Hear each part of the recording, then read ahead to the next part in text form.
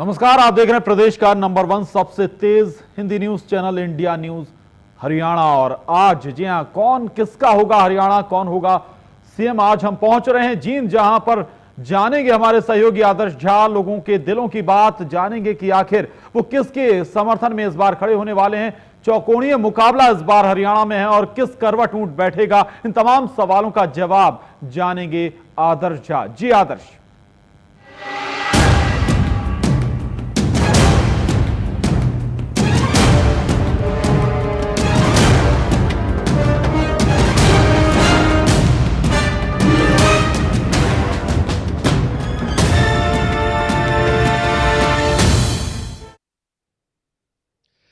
नमस्कार, India News Haryana के खास कार्यक्रम किसका होगा हरियाणा सीएम कौन में आपका स्वागत है। मैं हूं आदर्श झा। आज हम मौजूद हैं जींद में।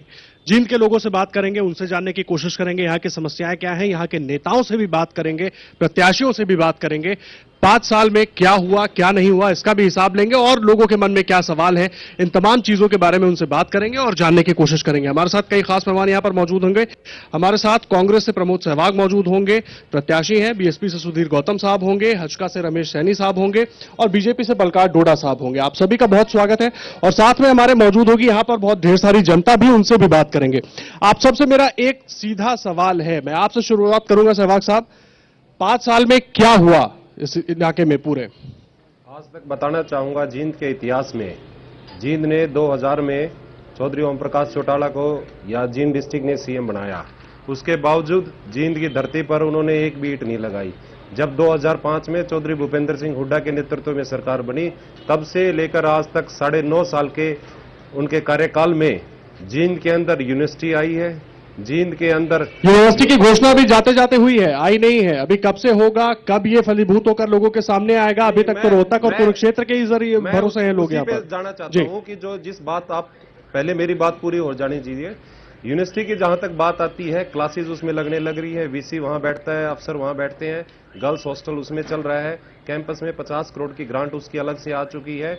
जहां तक एक बड़ी भारी समस्या जींद के अंदर पटियाला चौक पे पुल की थी, वो पुल लगभग 80% उसका काम हो चुका है। जी रोहतक से जींद वाया नरवाना, वाया जींद नरवाना जो 4 लेन का रोड चल रहा है, हाईवे बनने लग रहा है, उससे जींद को दिल्ली से कनेक्टिविटी मिलेगी। 116 साल के इतिहास में जींद के अंदर अंग्रेजों के बाद किसी ने रेल लाइन बिछाने का काम किया है तो कांग्रेस पार्टी की सरकार ने किया है। वाया गोहाना जींद को सोनीपत से जोड़ा गया है, जींद को एनसीआर में लाया गया है।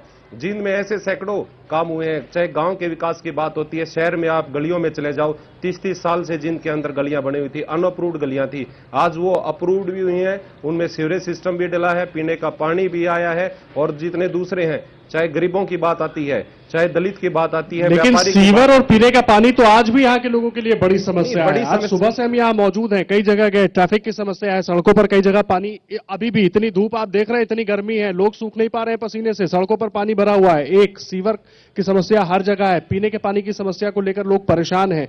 तो इनका क्या हुआ 5 साल में? आज बताना चाहूंगा, जिस जगह पर हम खड़े हैं, इस बत्तख चौक पे भी बहुत बुरा हाल था। सारी सरकारें यहाँ पर आई है, हर सरकार से कोशिश की गई, लोगों की किसी की सुनवाई नहीं हुई। इतना बढ़िया तरीके से सीवरेज सिस्टम दोबारा बनाया गया है, 3-3 वाटर ट्रीटमेंट सिस्टम जींद के अंदर लाए गए हैं, पानी की निकासी के लिए अलग से जगह बनाई गई है, अलग से सीवरेज सिस्टम डला है। जहां तक पीने का पानी एक जींद के अंदर सेक्टरों के लिए बहुत बड़ी प्रॉब्लम थी, 20,000 फैमिलियां उससे इफेक्ट होती थी। नहरी पानी, फ्लोराइड जींद की धरती में ज्यादा है, तो फ्लोराइड को कम करने के लिए नहरी पानी से जींद के लोगों को जोड़ा गया है, पीने के पानी को जोड़ा गया है। तो बहुत सारे ऐसे काम है। जींद के बच्चों के लिए स्टेडियम बढ़िया तरीके से सफीदो रोड पर अंतर्राष्ट्रीय स्तर का स्टेडियम बनाया जा रहा है, जिम खाना क्लब बनाया जा रहा है। पशुओं के लिए यदि पशु अस्पताल, यहाँ पर छोटे छोटे अस्पताल थे, कोई पशु यदि ज्यादा बीमार हो जाता था तो गरीब आदमी को उसको ले जाकर हिसार ले जाना पड़ता था। एक बड़े स्तर का जिसमें ऑपरेशन तक की सुविधाएं जींद के अंदर होंगी, आप सफीदो रोड पर जाकर देख सकते हैं, वो भी लगभग बनकर तैयार है। 100 बेड का हॉस्पिटल, उसको 200 बेड का बनाया जा रहा है,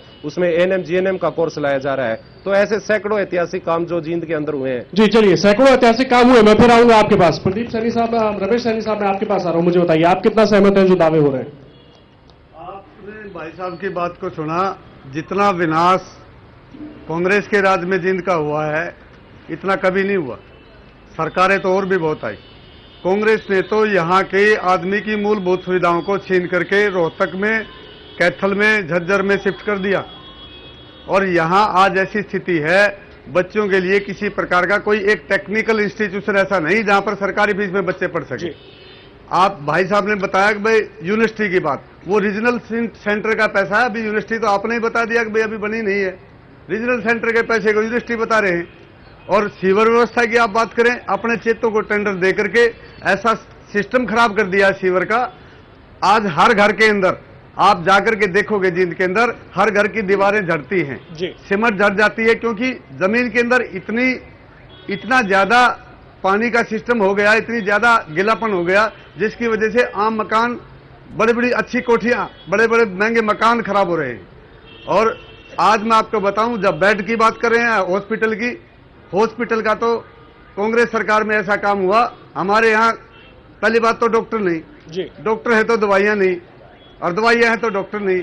और ऐसा काम हुआ, जींद के अंदर कुछ मशीनरी डायग्नोज के लिए मंगाई गई थी, वो यहां से उठा करके कैथल के हॉस्पिटल में शिफ्ट कर दी और कैथल से उठा करके झज्जर में शिफ्ट कर दी। इस प्रकार से लोगों को बहकाया जा रहा है। अभी आरटीआई के तहत लोगों ने जानकारी ली, अभी जींद एनसीआर के अंदर भी शामिल नहीं हुआ है। और एक और बात मेरे भाई ने बताई एनएच की, ये नेशनल हाईवे हरियाणा सरकार ने नहीं बताया, वो एनएच का काम है। ऐसे परगलाने से बकाने से काम नहीं चलेगा। इस बारे में एक बात सरकार ने ऐसा कुछ नहीं किया। आपके पास वापस मैं ये बता देना चाहता हूं कि मैं आपका एक पर्सन देख करके, आपने जो ये पोस्टर पीछे लगाया, मैं तो ये देख करके बहुत आपकी बात से बड़ा खुश हुआ जी। आपने पूछा हरियाणा किसका होगा, हरियाणा तो अब आगे कुलदीप बिश्नोई जी का होने जा रहा है। और चीफ मिनिस्टर भी देखिए आपने पहले दिखा दिए कुलदीप जी, और जैसे भूपेंद्र हुड्डा सिंह जी हैं, ये तो ऐसे जाने के लिए अभी तैयार है, पोस्टर में से निकलने के लिए तैयार हो रहे हैं। नहीं तो आप आश्वस्त हैं कि हमारे पोस्टर से ही सीएम निकल आएगा। मैं आपको ये बता देना चाहता हूं कि जींद की जितनी दुर्दशा यहाँ के कांग्रेस सरकार के राज में हुई, ऐसा कभी नहीं हुआ। चलिए मैं आप लोगों से ये भी पूछूंगा कि आप लोग क्या करेंगे। गौतम साहब, आप मुझे बताइए यहाँ का हाल क्या है, जो बातें हो रही हैं उससे कितने आप आश्वस्त हैं, जो दावे हो रहे हैं कितने ठीक है कितने गलत है। पहले तो मैं आप लोगों की इस पर प्रतिक्रिया लेना चाहूंगा सबकी। दावों में कोई दम नहीं है जी, क्योंकि जब से हरियाणा प्रदेश बना है तब से लेकर आज तक जितनी भी सरकारें बनी, सबने जींद जिले की उपेक्षा की जी, और जींद की धरती को केवल रैली का मैदान समझा है तमाम राजनीतिक दलों ने। यहाँ लोगों को मूलभूत सुविधाएं भी आज तक नहीं मिल पाई हैं। पीने का शुद्ध पानी नहीं है, सीवरेज की समस्या है, चिकित्सा की कोई व्यवस्था नहीं। हालात ये हैं कि छोटी छोटी बीमारियों के इलाज के लिए या छोटी सी दुर्घटना में घायल व्यक्ति को अपने इलाज के लिए रोहतक, हिसार, गुड़गांव, दिल्ली, चंडीगढ़ जाना पड़ता है जी। ना कोई उच्च शिक्षण संस्थान है, ना कोई औद्योगिक विकास हुआ इस इलाके में, जिससे बेरोजगारी की भयंकर समस्या यहाँ है। और जींद का नौजवान अपराध और नशे के दलदल में धंसता जा रहा है बेरोजगारी के कारण। तो यहाँ कोई विकास नहीं हुआ है, ये सब दिखावे की बातें हैं। और अभी चुनाव को नजदीक आते देखकर कुछ दिन पहले, 6 महीने पहले या 1 साल पहले घोषणाएं होनी शुरू हो गई थी। घोषणाओं से काम नहीं होगा जी, घोषणाओं से काम नहीं होगा। माफी के साथ रोक रहा हूँ। बलकार डोडा साहब, हवा चल रही है, थम गई है, क्या हाल है?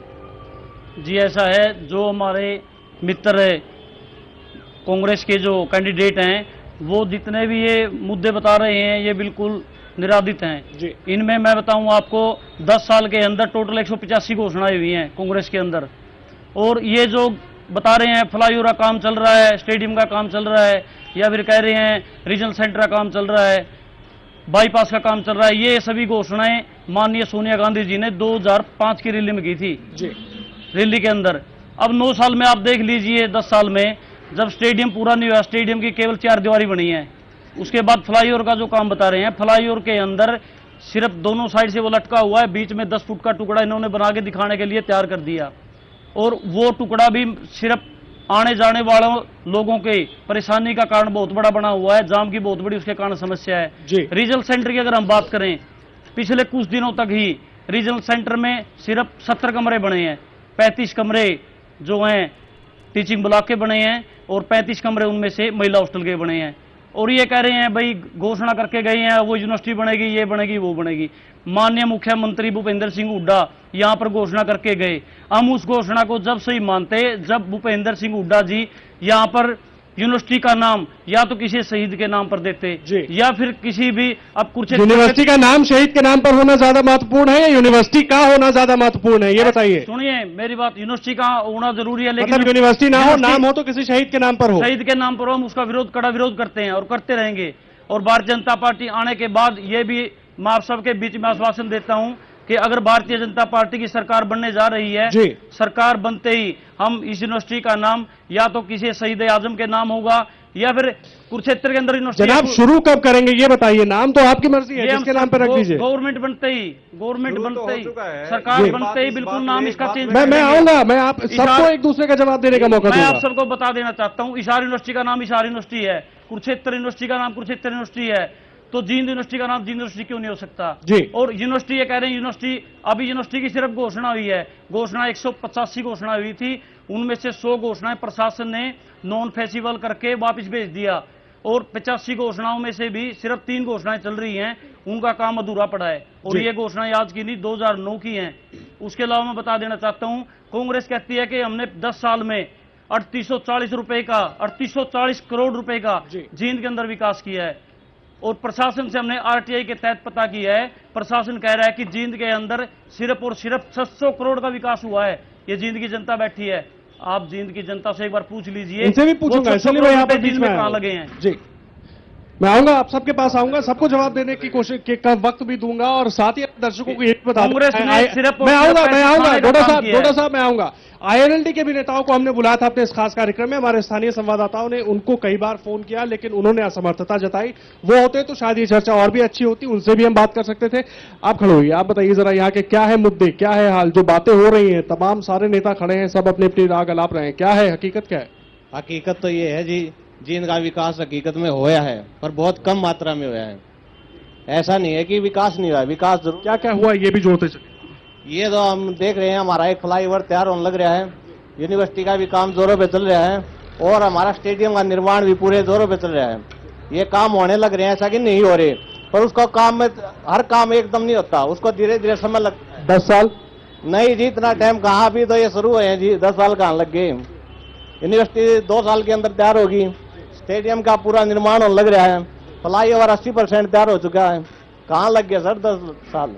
चलिए कहाँ लगे, इनका कहना विकास हो रहा है, आप बात करेंगे, आप खड़े होंगे, आप खड़े होइए जरा, आप बताइए क्या है हाल, जो ये कह रहे हैं उससे आप पूरी तरह संतुष्ट हैं? इनका अब तक विकास हुआ ही नहीं है जी, जो होना चाहिए था जी।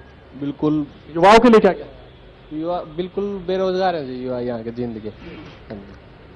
और आगे अगर कोई बढ़िया नेता को हम जींद में लेके आते हैं तो जो बढ़िया से बढ़िया विकास करवाए, और रोज क्या होना चाहिए विकास में? मैं ये नहीं पूछ रहा हूँ किस पार्टी को आप वोट देंगे, मैं ये पूछ रहा हूँ विकास के काम क्या होने चाहिए जींद में युवाओं के लिए? विकास के तो जैसे फ्लाईओवर है, ये अभिप्राय पड़ा तक बना नहीं, इस पर कुछ भी काम नहीं हुआ है। रिसीवर का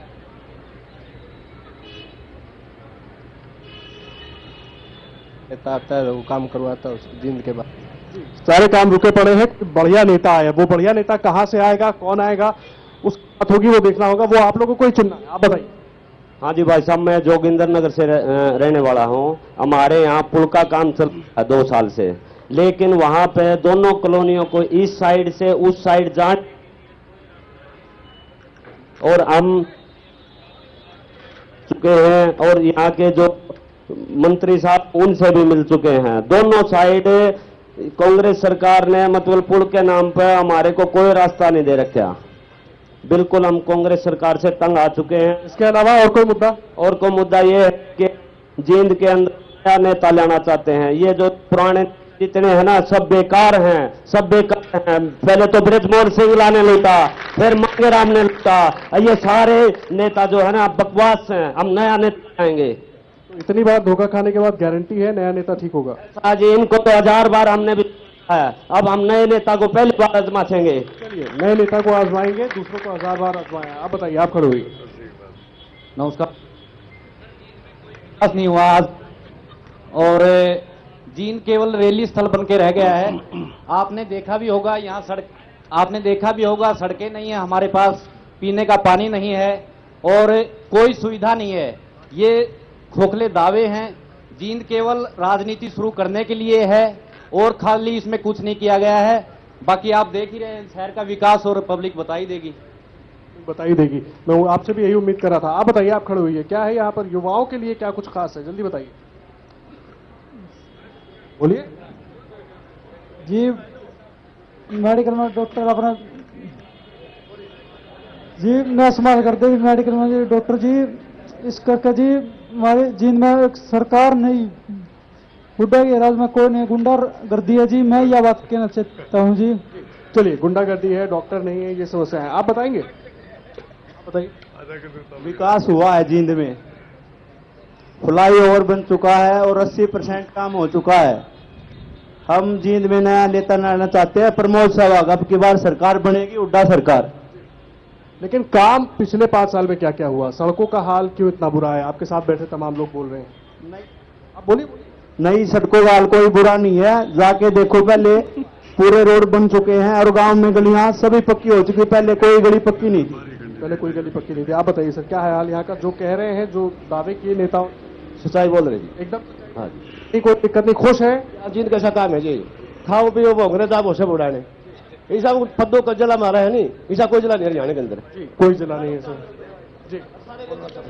ऐसे जी यहाँ ना तो कांग्रेस ने करा काम और न ही करा चुकाना काम।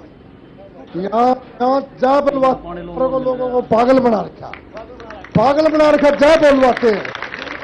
हरियाणा के अंदर कहीं नहीं। ये कुलदीप बिश्नोई यहाँ सरकार बनाएगा और काम करेगा जी। चलिए, बोलिए। देखिएगा, जो भी चीजें हैं अब तक ना तो मेरे बीजेपी के साथी कोई मुझे कोई रोजगार की पॉलिसी बता पाया। एक करके हम युवाओं के लिए जो सबसे मेन मुद्दे रोजगार के हैं, अभी तक मेरे साथी जो बीजेपी के किसी ने बात नहीं की रोजगार की, कोई बात नहीं कर पाए। रही बात यूनिवर्सिटी के लेके, यूनिवर्सिटी हमारी काम चल रहा है, यूनिवर्सिटी बनने लग रही है। अब मैं इन साथियों से एक बात पूछना चाहूंगा, मकान बनाना है तो पहले नींव खड़ी करेंगे या छत देंगे? अब विकास का काम चाहिए तो नींव हम रखने लग रहे हैं, नींव का काम होगा। अभी जो हम लोग चाहते हैं हमारा एक ऐसा नेता हो जो विधानसभा में हो, जो पूर्व हमारे जो विधायक यहाँ से हैं, ऑन रिकॉर्ड में आपके चैनल से पूछना चाहता हूँ, वो एक बार बताए तो सही, उनकी अटेंडेंस कितनी रही है विधानसभा में, कितने हमारे हल्के के लिए उन्होंने बातें पूछी हैं? कुछ नहीं पूछा। और रही बात, मेरे साथी बीजेपी हजका वाले खड़े हैं, ये तो देवर जेठानी वाली, तो शायद यही वजह हो सकती है कि उनको हमने कई बार बुलाया, वो आए नहीं इस कार्यक्रम में आपको जो यहाँ के वर्तमान। बिल्कुल। मैं एक आप बात बताइए कि एक 80 साल का बुजुर्ग आदमी वो कितना आप लोगों के लिए काम करेगा? और ये एक नौजवान लोग जो खड़े हैं, हम लोग चाहते हैं इनमें से छटके आए और इनमें से भी। अब जब बीजेपी वाले मेरे साथी कहते हैं, जब बात आती है विकास की, प्रधान ये आज तक हमें स्टेट में एक लीडर नहीं दे पाए, और ये बात करते हैं हम सरकार बनाएंगे। जब बात करते हैं कि जी मोदी के नाम पे चुनाव लड़ेंगे, मोदी के नाम पे ये चुनाव लड़ना चाहते हैं, जब भी विकास की बात आती है, कोई नई इंडस्ट्री जाती है, कोई उद्योग आता है, वो गुजरात में जाएगा, तो क्या मोदी हमें हरियाणा मिला के देंगे? वो चीज मैं इनसे पूछना चाहूंगा। इसका जवाब लेंगे, इसका जवाब मैं आ रहा हूं जल्दी बिश्नोई से भी मेरा एक सवाल है, एक छोटा सा सवाल है मेरा, ये क्या एक ऐसा नेता जिसका किसी के साथ संबंध नहीं रह पाया, इतने गठबंधन हुए लगातार, इतने सालों से गठबंधन चलते आ रहे हैं, ऐसी क्या कमी, क्या सभी लोग एक साथ खराब है?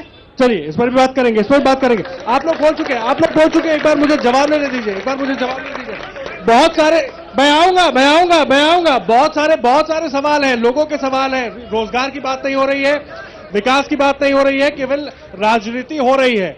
आपसे शुरू करते हैं सहवाग साहब, रोजगार की, उद्योग धंधों की, युवाओं की कहां बात हो रही है? वो तो कहीं नजर नहीं आ रहा है और ना जमीन पर कुछ दिखाई दे रहा है। बिल्कुल नहीं है। मैंने ये तो सुना था राजनीति में लोग झूठ बोलते हैं। मेरे साथी जिस तरह से कहने लगे कि राजनीति में सफेद झूठ बोलते हैं, ये मैंने आज इनके मुख से सुना है। जहां तक आपने यूनिवर्सिटी की बात जो चल रही थी कि यूनिवर्सिटी सिर्फ पेपरों में है, आपको बताना चाहता हूं, वहां जाकर देखिए, बच्चों के एडमिशन हो चुके, यूनिवर्सिटी में क्लासेस लग रही हैं, वहां पर लेक्चरर्स हैं, प्रोफेसर्स हैं, वीसी वहां बैठता है, गर्ल्स हॉस्टल उसमें चालू है। क्या अब भी आप लोगों को झूठ बोलते रहेंगे? जहां तक बात आती है पीने के पानी की, वो भी मैंने आपको बताई है। तो इस तरह से लोगों को बरगला के नहीं, ये आप इनसे ये इनका एजेंडा पूछो। हमारा एजेंडा ये होगा कि 9.5 साल में जो कांग्रेस पार्टी की सरकार ने, जो चौधरी भूपेंद्र सिंह हुड्डा की चुनाव लड़ रहे हैं कि जो दावे आप गिना रहे हैं वो कर चुके हैं, इसलिए जनता आपको वोट देगी, इसलिए बिल्कुल 9.5 साल में मैं आपसे यही बात करना चाहता हूं, 9.5 साल में जो भय और आतंक का माहौल था उसको खत्म कांग्रेस पार्टी की सरकार ने किया। आज हर वर्ग खुश है, चाहे वो व्यापारी हो, चाहे मजदूर हो, चाहे किसान हो, चाहे दलित हो, चाहे बैकवर्ड से आता हो, हर वर्ग के लिए आज सरकार ने काम किया है। हर वर्ग खुश है और विकास धीरे धीरे होता है। मेरा एक साथी, कोई भी साथी था जो अभी बात कह रहा था, क्योंकि कामों में टाइम लगता है, पुल कोई एक रातों रात नहीं बन जाते हैं। आप शुरुआत हुई है जींद के अंदर, एक ईंट भी दूसरी पार्टियों ने कोई लगाई हो तो मैं इनसे पूछना चाहता हूं कि एक ईंट जींद के अंदर लगाई हो। मैं मान लेता हूं आपकी बात, मेरा एक सीधा सवाल है, शुरुआत आखिरी वक्त में आके क्यों होती है हर बार, पहले क्यों नहीं हो जाती? नहीं, कौन कहता है आखिरी वक्त पर शुरुआत हुई है? 80% पुल का काम हो चुका है, 2 साल से चल रहा है। यूनिवर्सिटी की घोषणा 3 महीने पहले हुई। उससे पहले मैं बताना चाहता हूं,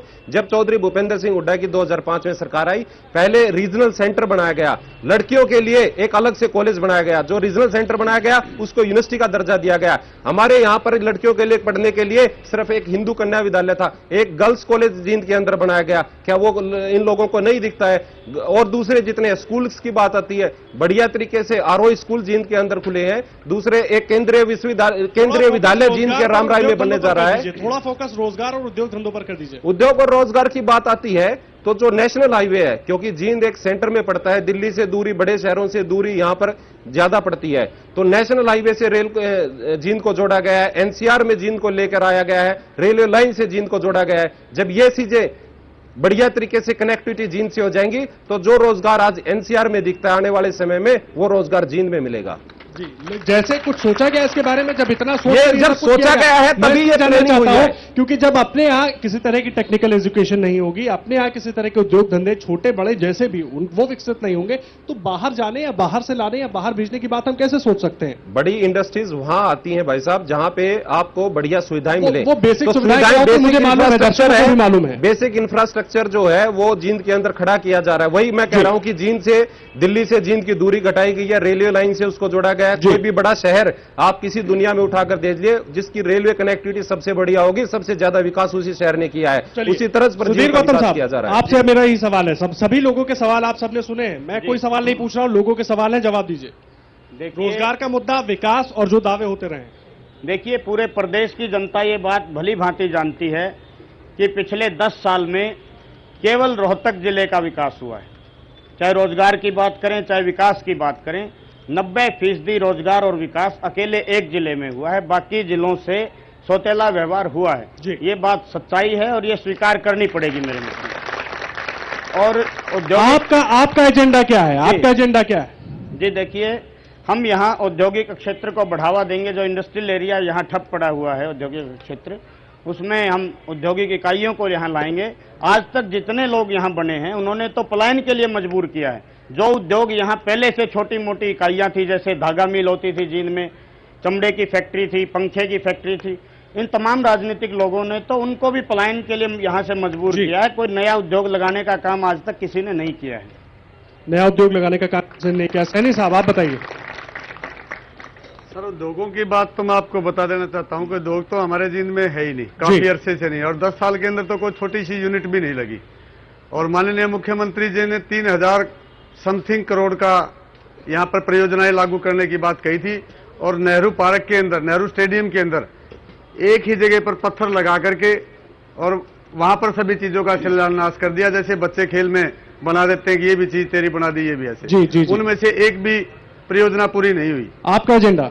हमारा एजेंडा तो पहली बात तो कांग्रेस सरकार को उखाड़ फेंकना है जी। दूसरा, हमारा एजेंडा इस क्षेत्र के लिए, उन युवाओं के लिए जो बेरोजगार हैं, नौकरी की व्यवस्था करना, रोजगार की व्यवस्था करना। कैसे? Tax free zone industrial area हम यहाँ पर लेके आएंगे, उसके लिए लड़ाई लड़ेंगे जी, और जिससे यहाँ के बच्चों को रोजगार मिलेगा। थोड़ा साहब जी, सबसे पहले तो मैं अपने पता नहीं कौन सी पार्टी कार्यकर्ता, उन्होंने सवाल किया था कि कहते आप हरियाणा में कभी ऐसा लीडर नहीं लेके आए जो सीएम का कैंडिडेट हो। जवाब दीजिए। मैं उनको बता देना चाहता हूं, सीएम के कैंडिडेट के लिए इंडियन नेशनल लोक दल है, चौटाला साहब की खुद की पार्टी है, वो खुद कैंडिडेट हैं। कुलदीप जी बिश्नोई हैं, उनकी खुद की पार्टी है, खुद कैंडिडेट हैं। और उसके अलावा जो हमारे रह गए भूपेंद्र सिंह जी हुड्डा, जो प्रदेश के मुख्यमंत्री थे, वो भी उन्होंने खुद की पार्टी बना रखी है, चाहे नौकरी या काम हो या फिर कोई रोजगार का। लेकिन अभी 15-20 दिन पहले तक तो आप साथ में थे। हम साथ में थे, लेकिन मैं उसका सिर्फ जवाब दे रहा हूं, मैं उनका विरोध नहीं कर रहा साथी का, मैं उनका सिर्फ जवाब दे रहा हूं। कुछ दिन पहले कांग्रेस वाले, अन्य पार्टियों वाले भी कहते थे कि बीजेपी के अंदर, भारतीय जनता पार्टी के अंदर कोई ऐसा नेता नहीं है जो भारतीय जनता पार्टी में प्रधानमंत्री के लायक हो। भारतीय जनता पार्टी ने बड़े कर्मठ और मेहनती हमारे माननीय देश के प्रधानमंत्री नरेंद्र मोदी जी को प्रोजेक्ट किया और आज पूरे भारत में एक तरफी लहर आई है। और मैं सभी भाइयों को कह देना चाहता हूं, जितने भी यहाँ सभी आप एजेंडा नहीं बता रहे, एजेंडा नहीं बता रहे, एजेंडा मैं बता रहा हूं, मैं उनका भी जवाब दे रहा हूं। हम यहाँ पर भी बिल्कुल ऐसा नेता देंगे कि हमारे विरोधियों के रोंगटे खड़े हो जाएंगे। दिया जरूर उसके है, नेता कैसा भी दे दो, काम करा दो तो दूसरी बात होगी, नेता कैसा भी दे दो, एजेंडे पे आ जाओ आप। एजेंडा ये है, यहाँ पर भ्रष्टाचार का बुरा हाल है, कानून व्यवस्था बिल्कुल सोई पड़ी है। कुछ दिन पहले आपने यहाँ जींद के सभी साथी जानते हैं, 14 लाख रुपए कहते हैं व्यापारी सुरक्षित है, जींद की जनता सुरक्षित है। कुछ दिन पहले ही पेट्रोल पंप वाले किसी मालिक से 14 लाख रुपए सरेआम छीन लिए बंदूक की नोक पे। अभी कुछ दिन पहले ही यहाँ अपने वर्मा सुनार में एजेंडा पे नहीं आ रहे, एजेंडा क्या होगा? एजेंडा में क्या होगा? विकास होगा, विकास होगा। ऐसा है, यहाँ पर भारतीय जनता पार्टी की गवर्नमेंट बनते ही बिल्कुल युवाओं को रोजगार देंगे जी। ये जितने भी कैसे देंगे यहाँ पर बड़ी बड़ी कंपनियां लेके आएंगे जी। आप जानते हो पीछे कई हमारे भाई खड़े हैं, वो कह रहे हैं ये पूरी एग्रीकल्चरल लैंड है, यहाँ पर अगर आप किसी उद्योग धंधे की बात करते हैं तो वो संभव कैसे होगा? और कुछ लोग कह रहे हैं पानी भी नहीं है। पानी बिल्कुल नहीं है, पानी मैं इनकी मानता हूं। पानी की बिल्कुल जैसे वाजपेयी जी ने गांव से गांव जोड़ने का जो प्लान किया था, अभी नरेंद्र मोदी जी ने भी ऐसा प्लान किया है कि नहर से माइनर जोड़ेंगे। और जो भी किसान है, किसान जो आज पानी की भूख में अपनी खेती नहीं कर पाता, अपने बच्चों का पेट नहीं पाल पाता, हम उसको पूरा भरपूर पानी देंगे। लाइट के मामले में अगर हम देखें, आज जींद विधानसभा अकेली के अंदर 185 ट्रांसफार्मरों की जरूरत है। अगर भारतीय जनता पार्टी की सरकार ये लोग सब मिलकर बनाते हैं तो हम बिजली की आपूर्ति पूरी तरह देंगे। रोजगार की अगर हम बात करें, रोजगार में पूरे प्रदेश के अंदर जींद जिला और जींद जिले के अंदर एक जींद विधानसभा ऐसी है जहां बिल्कुल रोजगार के अंदर युवा भटकते नजर आ रहे हैं जी। और उनके अलावा बता दूं मैं, यहां पर प्रशासन भी बिल्कुल सोया हुआ है जी। 15 दिन से वहां धरने पर बैठे हैं। सैनी समाज का सफेदों में कुछ दुर्व्यवहार हुआ है लड़की के साथ, उस पर प्रशासन बिल्कुल सोया हुआ है। हम प्रशासन को भी सही तरीके से सही मायने में काम करने के लिए लायक भी सरकार आने के बाद बनाएंगे। चलिए मैं फिर आऊंगा आप सबके पास, बहुत सारे लोग मौजूद, आप खड़े होंगे। आप बताइए, सब अपने अपने दावे कर रहे हैं, मेरी सरकार आई तो ये करेंगे, मेरी सरकार आई तो ये करेंगे। कौन ठीक लगे? ये पहले तो जी कांग्रेस सरकार का ही दावा गलत, जो बोल रहे हैं वो सारा ही गलत है। मैं एक जमींदार का घर नहीं, अब तो आपने सबको सुन लिया ना, किसका ठीक लग रहा है, किसका बुरा लग रहा है, किसने झूठ बोला? देखो ये अब तक तो कांग्रेस ही झूठ बोल रही है, वो तो ठीक बोल रहे हैं, वो तो सारे कांग्रेस ने बोला कि झूठ कोई कांग्रेस झूठ बोला। अब बैठिए, आप बात करेंगे, आप बताइए जरा क्या है हाल, जितने दावे हो रहे हैं कितना? जींद क्षेत्रवाद की राजनीति का शिकार हुआ है। आज हमारे जींद के अंदर एक बाईपास पिछले कई वर्षों से अधूरा पड़ा है और रोहतक के अंदर इतने बाईपास बना दिए गए हैं जितने बाईपासों की जरूरत नहीं थी। बेकार का मैट्रिकल ठोक के भगा दिया इन लोगों ने, वहां इतने बाईपास की जरूरत नहीं थी। अभी मैं पिछले दिनों दिल्ली गया था, मैंने क्या देखा रास्ते में, जब मैं बाईपास से दूसरे बाईपास पे, दूसरे बाईपास से तीसरे बाईपास से, इतने बाईपास की जरूरत ही नहीं थी। वहां ट्रैफिक एक चलता है, बाईपास 20 बना दिए। यहाँ एक बाईपास 20 वर्षों से अधूरा पड़ा है, उसको बनाने वाला कोई आज तक नहीं आया। और एक चीज और बताऊंगा मैं, अगर यहां से किसी मरीज को रोहतक के लिए ट्रांसफर कर दिया जाए तो वो भीड़ में रास्ते में दम तोड़ देता है। इन लोगों के काफिलों में से जगह नहीं मिलती। बैठिए जल्दी।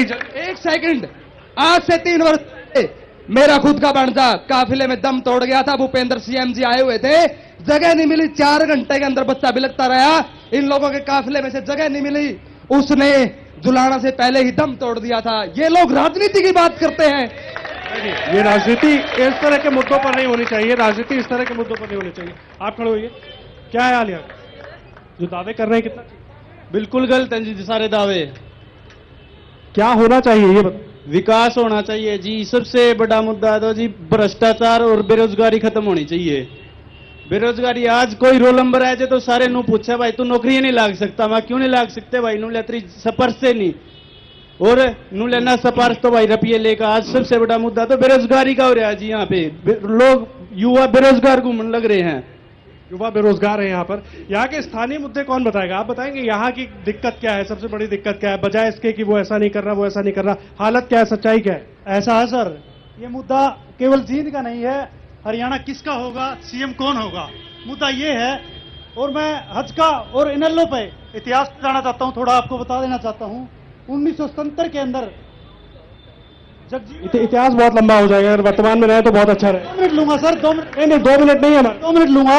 1977 में चौधरी देवीलाल को हरियाणा का सीएम बनाया और उसके बाद चौटाला के गुंडों ने दलितों के घरों को जलाया, उनकी पिटाई की और उसके बाद फिर पिछली बार विधायक क्यों बना दिया आपने सबको? 1 मिनट, हमने नहीं बनाया सर। उसके बाद यहाँ चौधरी भजनलाल यहाँ के सीएम बने, उन्होंने दलितों को फिर थाने में उनकी पिटाई की और अब उसके बाद तो ये कांग्रेस है, इसने तो दलितों के छोड़ो पिछड़ों के पूरे देश के गरीबों के 20 करोड़ बच्चों के हाथों को कटोरा दे करके उनको विद्यार्थी नहीं उनको भिखारी बना दिया। अब क्या होगा, अब क्या होना चाहिए? ये होगा, ये मुद्दा अब सेंटर में बीजेपी की सरकार है, वो इसको दूर करने वाली नहीं है, क्योंकि उन्हीं लोगों की वो सरकार है, क्योंकि पूंजीपतियों लोगों की कांग्रेस है और पूंजीपतियों की बीजेपी है। इसको ठीक करने के लिए ओनली इस प्रदेश में बहुजन समाज पार्टी की जब बहुजन समाजवादी पार्टी, लेकिन अभी लगता नहीं और मेहनत करनी चाहिए।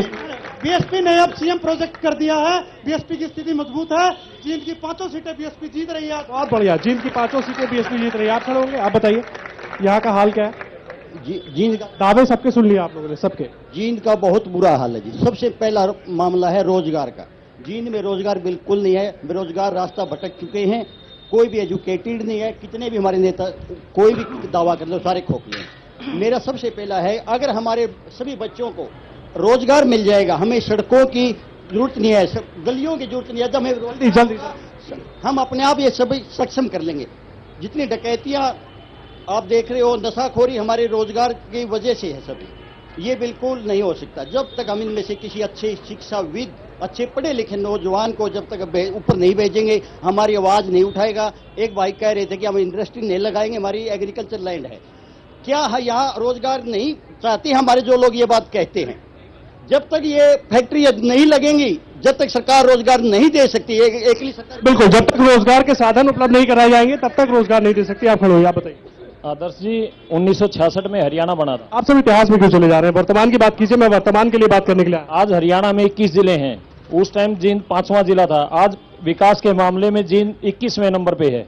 मैं डेली रोहतक से अप डाउन करता हूं, मैं देखता हूं डेली एम्बुलेंस रोहतक की तरफ जा रही है और आदमी बीच में दम तोड़ रहे हैं। रोज का ये हाल है, ये बता रहे हैं, आप बताएंगे? भाई साहब बात ऐसे है, जो हमारे अभी करंट के एमएलए हैं, उनके बारने का आगे का पानी बंद नहीं हुआ है आज तक। और वो पूरे जींद का पानी के बंद करा होगा, और वो वोट मांगने खातर आए हैं। हमारी सड़कें देख लो पूरे जींद शहर की, उसमें सड़कें नजर नहीं आती, गड्ढे नजर आते हैं उसके अंदर। तो फिर हमें मतलब इन लोगों को वोट मांगने का अधिकार क्या है? तो हमें तो ऐसे लोग की जरूरत है जो हमारी जींद का विकास करे, अपने राजनीतिक मूल लड़ाइयों को छोड़ के जींद का विकास चाहे। जो जींद का विकास होना चाहिए, आप में से कोई खड़ा होगा? जींद का विकास होना चाहिए, जींद का विकास ज्यादा महत्वपूर्ण है बजाय इसके कि अपना विकास हो, पार्टी का विकास हो। देखिए, मैं तो ये चाहूंगा कि आज चुनाव के मौसम में सभी राजनीतिक पार्टियां अपना अपना चुनावी घोषणा पत्र बनाए हुए बैठी है। अगर कोई भी पार्टी सत्ता में आती है और वो सत्ता में आने के बाद अपनी चुनावी घोषणा पत्र का 50% बातें लागू नहीं कराती, ऐसी पार्टियों के ऊपर मैं चुनाव आयोग से रिक्वेस्ट करना चाहता हूं कि उनके ऊपर आपराधिक धाराओं में मामला दर्ज होना चाहिए और उसके साथ साथ उनकी 10% सीटों को काट लेना चाहिए। अगर फिर भी वो पार्टी नहीं सुधरे तो 10% सीटें फिर काट लेनी चाहिए। फिर काट लेना चाहिए, एक अच्छा आइडिया हो सकता है, लेकिन इसके लिए चुनाव आयोग को सोचना होगा। आप बताइए। भाई साहब, ये जो बेरोजगारी है, इन सभी जितनी भी तमाम पार्टियां हैं, इन्होंने ये इस चीज का ये जिम्मेवार है। और बात रही महिलाओं की, महिला आज 5 साल से लेकर और 80 साल तक की महिला कोई सुरक्षित नहीं है। जैसे कि 5 साल की लड़की के साथ बलात्कार तो दिल में बहुत ही दर्द होता है कि हम कुछ कर नहीं पाते। ये बात तमाम नेताओं की कमी है, जितने भी आज पार्टी हमारे सामने खड़ी है बिल्कुल ही निराधार है और हम इनका ये पूरी जिम्मेवार है इस चीज के। और जो आज महिलाएं बिल्कुल ही घर से निकल नहीं पाती, इन सब चीजों की जिम्मेवार ये सिर्फ कांग्रेस पार्टी है। इन्हें सिर्फ गुंडा राज और बेरोजगारी की जिम्मेवारी है कांग्रेस पार्टी है। 10 साल से गांव में जाकर देखो भाई साहब, हमने गली बनाई। लेकिन विधायक तो हर जगह अलग अलग रहे, कांग्रेस पार्टी के विधायक तो रहे। मैं थोड़ा सा उस पर भी पूछना था, ये सिर्फ जींद की बात नहीं हो जाएगी और जगहों की बात भी हो जाएगी, तो जींद पर भी थोड़ा फोकस कर ले। विधायक तो आपके दूसरे रहे, कांग्रेस की सरकार रही, विकास कांग्रेस की सरकार ने नहीं करवाया, विधायक ने क्या करवाया वो भी बता दीजिए। विधायक भाई साहब हमारे यहाँ के इनलो मिडा जी है, मिडा जी का ग्रांट कम से कम 1 करोड़ रुपए तो हर साल आता होगा, क्योंकि एक ईंट भी अगर मेरे गांव में लगाई हो ना तो मैं फिटे मुंह और जाके पता कर लूं इटल कला में। चलिए, सरकार ने तो कुछ नहीं किया, स्थानीय विधायक ने भी कुछ नहीं किया, सरकार ने तो कुछ नहीं किया, स्थानीय विधायक ने भी कुछ नहीं किया, आप बताइए। काम के लिए लोग कुछ साथी कह रहे हैं कि भाई काम नहीं हुए, काम लगातार चल रहे हैं।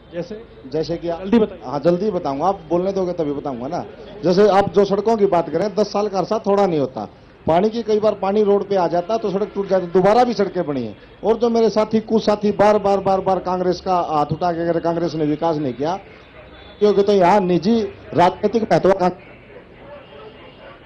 कर रहे हैं कि भाई यहाँ विकास नहीं हुआ। विकास होने का भी तरीका होता है। आप जो यूनिवर्सिटी की बात कर रहे हैं तो कोई भी चीज प्लान से होती है। अब जो यूनिवर्सिटी आ गई तो ये कोई अकेले कांग्रेस सरकार को इसका फायदा नहीं है। जब बच्चे पढ़ेंगे तो अगली सरकार इसको, जो भी कांग्रेस सरकार आएगी उसको डेवलप कराएगी, बहुत काम होंगे। तो ये साथी कुछ साथी बार में सिर्फ एक निशाना बना रहे हैं। मैं आपको एक बात कहता हूं, मैं बहुत छोटा आदमी हूं, लेकिन कुछ साथियों के तो जो चुनाव लड़ रहे हैं उन्होंने बार इतनी बार दल बदल लिए कि उनको तो खुद ही नहीं याद कि उनका मुख्यमंत्री कौन है। कभी वो कुलदीप बिश्नोई को मुख्यमंत्री बनाते हैं, कभी मायावती को बनाते हैं, और अगर वो निर्दलीय होते हैं तो किसी को मुख्यमंत्री नहीं बनाते। ये जो साथी कह रहे हैं, आप दिल पे हाथ रख के बोल रहे हैं, सब ठीक है, कोई दिक्कत नहीं। बिल्कुल दिक्कत, देखो छोटी मोटी दिक्कतें होती हैं, लेकिन आप एक बात सुनो, मैं बिल्कुल दिल पे हाथ रख के आपको एक बात बताता हूं कि जब जिसको हम विधायक, जींद में लोग सुखी हैं, मतलब मेरी बात सुनो। हाँ ना, मैं जवाब दीजिए। बिल्कुल बताता हूं, आप सुनो। बैठ जाइए। जींद में लोग सुखी हैं, आप अपने जवाब में फंस रहे हैं, आप बताइए।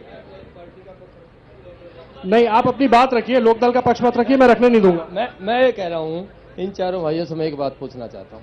एक भाई झज्जर से आके यहाँ राजनीति कर रहे हैं, कोई भाई राजनीतिक दल बदलने वाली पार्टियों के बारे में बात कर रहे हैं, और विकास की बात कर रहे हैं। विकास की बात कांग्रेस तो है ही ना। कांग्रेस में विकास हुआ है, उन व्यक्तियों का विकास हुआ है जो उसमें कार्यकर्ता 10 साल से लगे हुए हैं। भूपेंद्र हुड्डा के साथ नौकरियों के अलावा इनको कुछ मिला नहीं, इनको अपनी पर्सनल रिश्तेदारियों में नौकरियां मिली होंगी।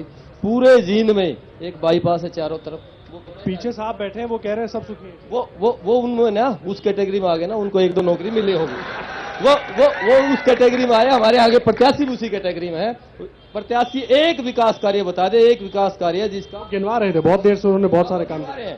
ये एक विकास कार्य जिसकी नींव तो रखी गई, जिसका रिबन काट के जिसके ऊपर से सड़क पे से, जो रोड पे से कोई व्हीकल चलाओ, वैसा कोई सड़क जींद में बता दो। एक सड़क पूरी कर दी, एक पुल पूरा कर दिया, एक रानी तालाब पूरा कर दिया। कोई तो जनता क्या करेगी? फिर वही गलती करेगी। अब तो नोटा भी दे दिया इलेक्शन आयोग ने। अब एक मुख्य जनता अब यहाँ का मुख्यमंत्री बढ़ाएगी, मुख्यमंत्री ही विकास कार्य करेगा। आप सबको चलिए, मुख्यमंत्री विकास कार्य करेगा। बहुत सारे और लोग खड़े हैं साथ, आप बताइए। सर जी, यहाँ पर मेन है शिक्षा का बेसिक नहीं है। उसके बाद स्वास्थ्य है। स्वास्थ्य की बताइए किस प्रकार हादसे होते हैं, और सबसे बड़ी बात है सुरक्षा। अभी आप 2-3 दिन से पहले से मीडिया में देख रहे हैं कि पेट्रोल पंप लूटे जा रहे हैं और बलात्कार हो रहे हैं। ना शिक्षा है, ना स्वास्थ्य है, ना सुरक्षा है, ना रोजगार है, किसी भी चीज की कोई बात नहीं। मैं इन चारों भाइयों से एक क्वेश्चन पूछना चाहता हूँ, इन चारों से। पहले तो प्रमोद से पूछता हूँ, क्या जज्जर से आके क्या आपने जींद को चैलेंज कर दिया कि यहाँ कोई योग्य लड़का नहीं है? आपका चैलेंज है जींद को, ये गलत है। जींद में क्या हमारे कोई योग्य लड़का नहीं है? तो उसका जवाब लेंगे। दूसरा साथी, जितनी भी इन्होंने बात की, जितने भी इन्होंने कहा कि टाइम बहुत कम हुआ है, 10 साल में से क्या 6 महीने पीरियड ज्यादा है? बहुत कम पीरियड जो है, बहुत कम समय सरकार ने लिया है यहाँ पर ध्यान देने में। आखिरी टाइम में 3 महीने पहले यूनिवर्सिटी का वो होता है, अलाउंस होती है कि 3 महीने पहले इलेक्शन के रहते हैं और ये कहते हैं हम यूनिवर्सिटी बनाएंगे। यानी कि 10 साल में से केवल 3 महीने पे यहाँ ध्यान दिया गया। केवल वोट की राजनीति यहाँ पर हो रही है। मेरे बहुजन समाज पार्टी के साथी है, इनसे मैं पूछूंगा, हाथी तो यूपी में रुक लिया, यहाँ कैसे चलाएंगे? उसकी चाल ही नहीं चल रही। तीसरा मेरा भाई साथी है, बड़ा होशियार है, बड़ा इंटेलिजेंट है। मैं उनसे पूछ रहा हूँ, ना तो उनको किसी पे विश्वास है, ना उनका किसी पे विश्वास है। वो किसी के पीछे बाज रहे हैं, वो किसी के आगे बाज रहे हैं। कुलदीप को यही नहीं पता स्वयं मैंने करना क्या है। चौथा मेरा साथी भाई है, उन्होंने यही नहीं पता हमारा नेता कौन है। ऐसी स्थिति क्यों है? ऐसी स्थिति क्यों है? एक लाइन में जवाब दे दीजिए। और भी बहुत सारे लोग हैं, उनके बहुत सारे सवाल है। एक लाइन में जवाब दे दीजिए। आपसे शुरू करता हूं, एक लाइन में। मैं आपको बताना चाहता हूं, जो साथी आरोप लगा रहा है वो आप पार्टी से संबंधित है। उनका इतिहास ही खत्म हो गया है। उनका इतिहास ही खत्म हो गया है। जींद के अंदर उनका इतिहास खत्म हो गया है, तो दूसरों पे आरोप लगाने शुरू कर दिए। इनके आरोप ऐसे नहीं, इनके दूसरों के आरोप लगाने शुरू कर दिए। ये आम आदमी होते, ये तो आपके टिकटार्थी थे। आप खत्म होगी तो ये बेचारे और क्या करेंगे? दूसरों पे आरोप लगाएंगे। प्रमोद जी, जवाब तो दे दीजिए। जब सवाल पूछा है तो जवाब तो दे दीजिए। सवाल क्या है? सवाल क्या है? आप अपना सवाल। सर, करप्शन पे आपकी क्या? करप्शन पे विचार, आपको मैं बताना चाहता हूं, करप्शन पे विचार सुने तो सुनो मेरी बात। जल्दी जल्दी। और यूपीए सरकार जब थी तो उन्होंने एक ऐसा ऐतिहासिक कानून आम आदमी को लोगों को दिया था, राइट टू इंफॉर्मेशन, सूचना का अधिकार, कि आप किसी भी दफ्तर में जाकर किसी कितना ही बड़ा उच्च अधिकारी हो, आप उससे सवाल जवाब कर सकते हैं। उसको आपको बताना पड़ेगा कि उसने वो काम कैसा दिया। ये ताकत जो दी है, ये करप्शन कम करने के लिए दिया है। जन लोकपाल बिल कांग्रेस पार्टी की सरकार लाई है, करप्शन रोकने के लिए लाई है। तो करप्शन एक जड़ है, उसको धीरे धीरे कम किया जा सकता है। आप कहोगे कि मैं कोई साथी यहां पर आके ये कह दे कि मैं एकदम जड़ से कर सकता हूं, झूठ बोल रहा है। आपको कानून ऐसे सख्त बनाने पड़ेंगे जो कांग्रेस पार्टी की सरकार ने। ठीक है गौतम साहब, हाथी तो कह रहे हैं यूपी में रुक गया, फिर आप कैसे ले आए यहाँ पे? कहाँ ले जाएंगे? जल्दी से बोल दीजिए, जल्दी से आप बोलिए, आप बोलिए। हाथी की ताकत का अंदाजा इन भाइयों को 19 तारीख को हो जाएगा। 19 तारीख को हो जाएगा। चलेगा हाथी, चलेगा हाथी, उड़ेगी धूल, ना रहेगा चश्मा, ना रहेगा फूल। आपके पास साहब, आपके पास इनके सवाल का। ऐसा है, मेरे भाई ने कहा ये दो नहीं चलेंगे, ट्रैक्टर तो चलेगा जी। चलिए ट्रैक्टर चलेगा। और मैं भाई से पूछ रहा था, तो आप स्कूल तो नहीं चला रहे? जी। अच्छा, फिर आपकी ठीक बात थी, जायज बात थी। भारतीय जनता पार्टी के मैं नेता की बात करता हूँ। हमारे नेता केवल हमारे भारत के प्रधानमंत्री ठीक है, मैं समझ गया। और समय बहुत कम समय। प्रमोद सहवाग से मेरा एक क्वेश्चन, जन लोकपाल आप ही लेके आए, अन्ना हजारे के आंदोलन के दबाव में लेके आए, आरटीआई आप ही लेके आए, लोगों के दबाव में। वो देश ने देखा, वो देश ने देखा। इतने संशोधन करा दिए कि आरटीआई की कोई ये तो आंदोलन की देन है जनता की। भारतीय जनता आरटीआई है, सरकारें नहीं देती, जनता आंदोलन करती है, तब सरकार मजबूर होकर काम करती है। सवाल सुन लीजिए, सवाल। भारतीय जनता पार्टी के आदमी जो बोल रहे हैं महंगाई और भ्रष्टाचार पर अंकुश लगाएंगे, 4 महीनों के भारतीय जनता पार्टी की सरकार में आज तक इनका प्रधानमंत्री तो भ्रष्टाचार और महंगाई पे कुछ बोल नहीं सका। ये बात हो चुकी, बहुत सारे लोग बोल चुके हैं। कुछ और बताइए, आपको कुछ पूछना। 1999 से 2005 तक बीजेपी की नल्लो की सरकार थी। सिर्फ और सिर्फ जींद में एक विकास हुआ है। नल्लोड़ ने गुलकर्णी में 9 आदमी मरवा दिए गोली चलवा के, किसी बहु बेटी खा ली, किसी के चैन तोड़ ली। ये काम ये विकास, ये समझ गया। सुरक्षा का मुद्दा बहुत है, ये बहुत जल्दी से। भाई साहब, एक तो हरियाणा में भ्रष्टाचार बहुत ज्यादा है। एक नौकरियां में सारा पैसे चले हैं, और एक नौकरी का रेट फिक्स है, इसके 30 लाख, इसके 50 लाख, इसके 20 लाख। दूसरी बात, सबके लिए विकास किया। ये तो सब लोग बोल रहे हैं, आपके पास और कुछ है कहने के लिए? किसी ने कुछ नहीं सोचा। हरियाणा में ऐसी सरकार चाहिए जो दलितों को नौकरी दे, दलितों को ऊपर उठाए। जी, दलितों को नौकरी दे, दलितों को ऊपर उठाए। और भी बहुत सारे लोग आगे बचे हुए हमारे साथ, उनसे बात करते हैं। बताइए। मैं भाजपा के जो अपने प्रत्याशी हैं इनसे एक सवाल करना चाहूंगा जल्दी। कि अभी हाल फिलहाल में जो रामदेव ने टिप्पणी करी थी दलितों के बारे में, मोदी जी ने उसके बारे में आज तक कोई कमेंट्स नहीं किया। पूरे देश में दलितों के साथ जो हनीमून बनाने की, राहुल के हनीमून बनाने की बात कही गई, इसके बारे में मोदी सरकार बिल्कुल भी नहीं बोली, ना कोई भाजपा का नेता बोला। बड़े दुख की बात है, बड़े शर्म की बात है कि ऐसे लोग खाली अपने स्वार्थ के अंदर अपनी कुर्सी के लिए राजनीति करते हैं। इनको छोटे पिछड़ों दलितों से कोई मतलब नहीं है। रेडीमेड वोटर चाहते हैं, रेडीमेड वर्कर चाहते हैं। जी, रेडीमेड वोटर, रेडीमेड वर्कर चाहते हैं। दलितों की मैं बात करता हूं जी। दलितों के जैसे हमारे यहाँ पर सैनी समाज के भी यहाँ पर जैसे बैठे हैं। हाँ, सैनी समाज के वहाँ बैठे, वहाँ भी हम कल सुरेंद्र बरवाड़ा जी हमारे प्रत्याशी हैं, वो वहाँ पे पर्चा भर के आए हैं। खुद हमने उनका समर्थन किया है, वहाँ पे बैठे हैं। आप जहाँ तक समझ सको, पता नहीं क्या समझ रहे हो, लेकिन हमारे साथ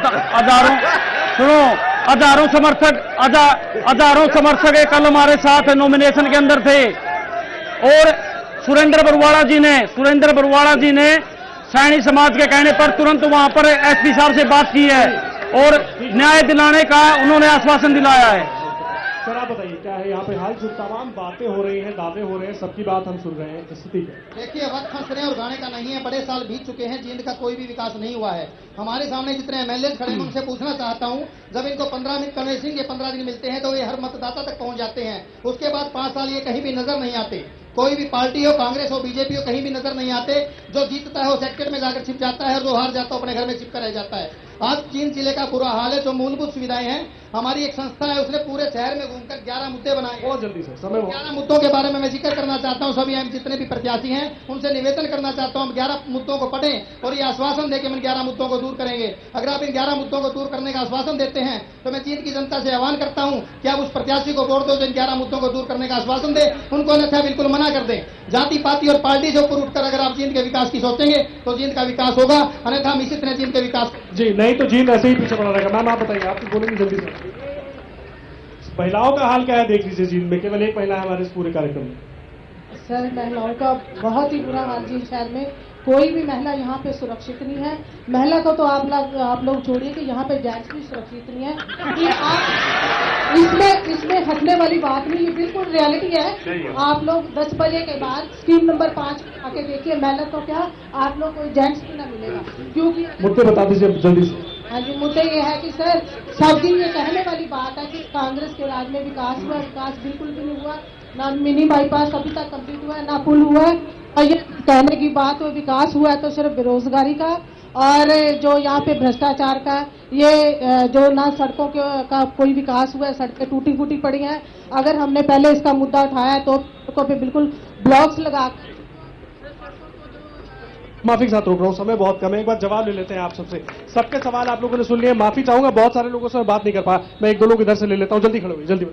भाई साहब, यहाँ विकास के नाम से कुछ नहीं। युवा यहाँ सिर्फ नशे की हालत में बहुत बुरा हाल है, न चिकित्सा है, न कोई रोजगार है, बेरोजगारी लोग फिरते हैं, मारा मारी है, लूट खसोट मेरे साथ हुई है। मैं एक दिन लिंक रोड से जल्दी बोलिए, मुद्दा बताइए, कहानी बताइए। मुद्दा यहाँ सारे मुद्दे यहाँ के है ही नहीं, कुछ काम विकास ही नहीं है। जी विकास ही नहीं है, जल्दी। किसी भी क्षेत्र के विकास के लिए सबसे जरूरी होता है शिक्षा। कांग्रेस सरकार ने महिला कॉलेज का निर्माण करवाया है, जहां बहुत सी मेरी बहनों को वहां शिक्षा मिली है, जींद यूनिवर्सिटी आई है। अब ये मुद्दा मत बनाइए कि उसका नाम क्या होगा, ये मुद्दा बनाइए कि विकास होगा, वहां के बच्चे पढ़ेंगे, शिक्षित होंगे। और यहाँ रोजगार की बात करते हैं, यूनिवर्सिटी मिली है, पढ़ेंगे लिखेंगे तो वहां पे रोजगार मिलेगा। यूनिवर्सिटी मिलनी चाहिए, पढ़ाई लिखाई ज्यादा जरूरी। जल्दी देखिए, विकास यहाँ कोई नहीं हुआ है। अगर विकास हुआ है तो बेरोजगारी का हुआ है, भ्रष्टाचार का हुआ है। भ्रष्टाचार अभी कह रहे थे कि व्यापारी वर्ग व्यापारी वर्ग खुश है। 2 दिन पहले हड़ताल बंद हुई है पेट्रोल पंप की, वो तीसरे दिन पेट्रोल पंप लूटे जाते हैं, किसी की लड़की उठा ली जाती है, माँ को गाड़ी के नीचे डाल दबा के मार दिया जाता है। मतलब सुरक्षा बड़ा मुद्दा है। बैठिए। देखिए, विकास जींद जिले का कोई विकास आज तक नहीं हुआ है। 10 साल से कांग्रेस की सरकार है। यहाँ पर विकास हुआ तो कांग्रेस के चहेतों का हुआ है। इन्होंने जो सीवर थोड़ा बहुत व्यवस्था थी उसको भी उखाड़ कर, और जो बाईपास की बात कर रहे हैं, ये सारी बातें बहुत सारे लोग बोल चुके हैं। मैं यही कहना चाहता हूं कि विकास सिर्फ हुआ तो इनके चहेतों का हुआ है। करोड़ों रुपए की जो ग्रांट और किसी का नहीं हुआ। बहुत कम समय मेरे पास, 2.5 मिनट का समय है। आप चारों में मैं बांट रहा हूं, जल्दी से जवाब दे दीजिए। प्रमोद जी जल्दी से, माफी के साथ, समय नहीं है मेरे पास, कार्यक्रम खत्म करना है मुझे। वही मैं पूछ ले रहा हूं इनसे। बताइए। सारे नेता मौजूद है, खुद ही बता देंगे। प्रमोद जी बताओ, सवाल क्या है? सुरक्षा, स्वास्थ्य, शिक्षा, उद्योग, ये सारे मुद्दे, सारे लोगों की बातें आप सुन रहे हैं। हो सकता है कुछ कांग्रेस के कार्यकर्ता हो सकता है कुछ हजका के हो, कुछ बीजेपी को, लेकिन सब एक ही बात कह रहे हैं। घूम फिर कर सब इसी मंच पे आ रही है सारी बातें। जवाब दे दीजिए कैसे। जी मेरा मानना है कि यदि जल्दी से, बहुत कम समय। बिल्कुल संक्षिप्त में ये होगा कि जींद को जो यूनिवर्सिटी कांग्रेस पार्टी सरकार ने दी है उसको राष्ट्रीय स्तर पर उसकी पहचान बनाने का प्राथमिकता होगी। दूसरा, स्कूलों में जो सरकारी स्कूल में उनमें बढ़िया इंफ्रास्ट्रक्चर और सरकार लेके आए, उनमें बढ़िया टीचर्स लगे, बच्चों की रेशो है, उनको प्राइवेट स्कूल की तरह शिक्षा मिले। एक ये तीसरा मुद्दा रोजगार का जहां तक बात आती है, हमारी कनेक्टिविटी बढ़िया हो जाएगी तो हम छोटे छोटे ग्रुप्स में, सामूहिक ग्रुप्स बना के, सेल्फ हेल्प ग्रुप बना के रोजगार यहां पर पैदा करने की कोशिश करेंगे। जी आप बताइए गौतम साहब, जल्दी। मैं औद्योगिक इकाइयों को यहाँ बढ़ावा दूंगा। कॉल सेंटर कंपनियों को आधारभूत ढांचा तैयार करके जींद में दिया जाएगा, जिससे बेरोजगारी कम होगी। पीने के पानी की समुचित व्यवस्था की जाएगी और तमाम जितनी भी मेडिकल कॉलेज की जरूरत है, जितनी भी यहाँ समस्याएं हैं, इन समस्याओं के समाधान के लिए वचनबद्ध हूँ जींद की जनता। जल्दी। यहाँ बच्चों के लिए अच्छे टेक्निकल इंस्टीट्यूट खोले जाएंगे। अगर हमारी सरकार आती है तो किसान की हर टेल तक पानी पहुंचेगा, चिकित्सा सुविधाएं दुरुस्त होंगी और नौकरी के मामले में हम टैक्स फ्री जोन के लिए लड़ाई लड़ेंगे, बच्चों को रोजगार दिलाएंगे। ये हमारा एजेंडा रहेगा। थोड़ा सा जल्दी से। सबसे पहले मैं युवाओं के लिए रोजगार की बात करता हूँ। हमारी अगर सरकार आती है, हम सबसे पहले सबसे ज्यादा जींद के अंदर या पूरे प्रदेश के अंदर जो युवा बेरोजगार हैं सबको रोजगार देंगे। उसके बाद मैं बात करता हूं किसान की। किसान की आज सबसे जल्दी किसान की आज सबसे बुरी हालत है प्रदेश के अंदर। किसान को हम जमीन के लिए पानी देंगे, बिजली देंगे, अच्छी सड़कें देंगे, भ्रष्टाचार मुक्त प्रदेश करेंगे, महंगाई को खत्म करेंगे। के साथ रोक रहा हूं, समय नहीं। भ्रष्टाचार मुक्त प्रदेश करेंगे, किसान के लिए जमीन देंगे, पानी देंगे, बिजली देंगे, लोगों के लिए सड़कें देंगे। ये सारे ऐसे अहम मुद्दे हैं, कोई भी किसी भी पार्टी से जुड़ा हो, लेकिन ये मुद्दे ऐसे हैं जो हर किसी को प्रभावित करते हैं। फैसला यहाँ की जनता को करना है। जींद का हाल हमने आपको दिखाया, तमाम प्रत्याशी हमारे साथ मौजूद थे, बीजेपी के नेता मौजूद थे, उन्होंने अपने अपने दावे किए, लेकिन फैसला आपको यानी कि जनता को करना है। आप लगातार देखते रहिए किसका होगा हरियाणा सीएम कौन। इंडिया न्यूज हरियाणा पर नमस्कार।